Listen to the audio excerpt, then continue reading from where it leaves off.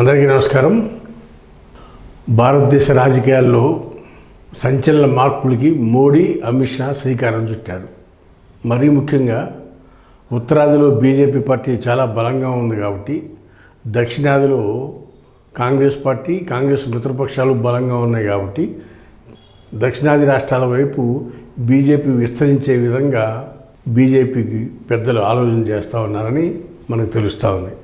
మరీ ముఖ్యంగా తెలంగాణలో బీజేపీ అధికారంలోకి రావాలి 28లో అని చెప్పి క్షుణ్ణంగా పరిశీలన చేస్తూ ఉంది తెలంగాణ విషయంలో.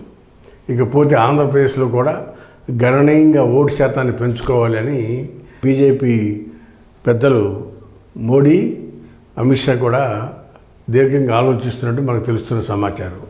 మరీ ముఖ్యంగా సౌత్లో కాంగ్రెస్కి కర్ణాటక, తెలంగాణ, తమిళనాడు, కేరళ రాష్ట్రాల్లో కాంగ్రెస్ పుంజుకునే పరిస్థితులు కనబడతాయి కాబట్టి, కాంగ్రెస్ పుంజుకోకుండా ఉండాలంటే సౌత్ మీద ఫోకస్ పెట్టాలని బీజేపీ పెద్దలు నిర్ణయించారు.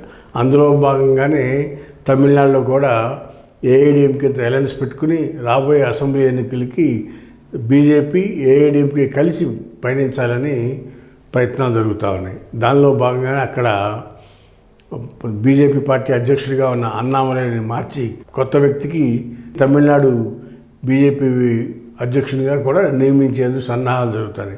అందులో భాగంగానే ఆంధ్రప్రదేశ్ నుంచి బీజేపీ అధ్యక్షురాలుగా గతంలో పనిచేసి కూటమి అధికారంలో రావడానికి వినలేని కృషి చేసిన దగ్గుబాటి పురంధేశ్వరి గారిని డిప్యూటీ స్పీకర్ చేయాలి అని ఆలోచిస్తూ ఉన్నారు బీజేపీ పెద్దలు.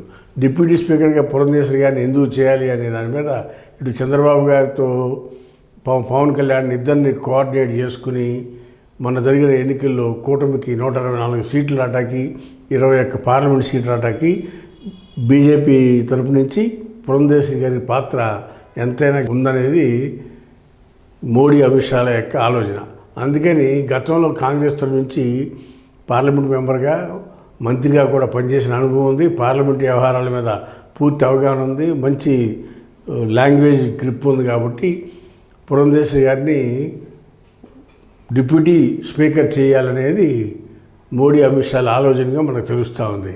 బీజేపీ వర్గాల్లో, అంతర్గత వర్గాల్లో ఇది చర్చ నడుస్తూ ఉన్నట్టు మనకు తెలిసిన సమాచారం. వేసి చూద్దాం, రాబోయే రోజుల్లో పురంధేశ్వరి గారు తెలుగు మహిళగా, మరీ ముఖ్యంగా ఆంధ్ర మహిళగా డిప్యూటీ స్పీకర్ పదవిలో కూర్చోవడం తెలుగు వారందరికీ గర్వకారణమని ఈ సందర్భంగా తెలియపరుస్తూ ఉన్నాం. హాయ్ ఫ్రెండ్స్, మా ఫ్యూచర్ టుడే ఛానల్ చూస్తున్నందుకు చాలా థ్యాంక్స్. మరిన్ని లేటెస్ట్ వీడియోస్ కోసం వెంటనే సబ్స్క్రైబ్ చేయండి. అలాగే ఈ బెల్ ని కూడా రింగ్ చేసేయండి. మా లేటెస్ట్ వీడియోస్ నోటిఫికేషన్స్ అన్నీ మీ మొబైల్లో వస్తాయి. మా వీడియోస్ మీకు నచ్చితే లైక్ చేయండి, షేర్ చేయండి, నచ్చకపోతే కామెంట్ చేయండి.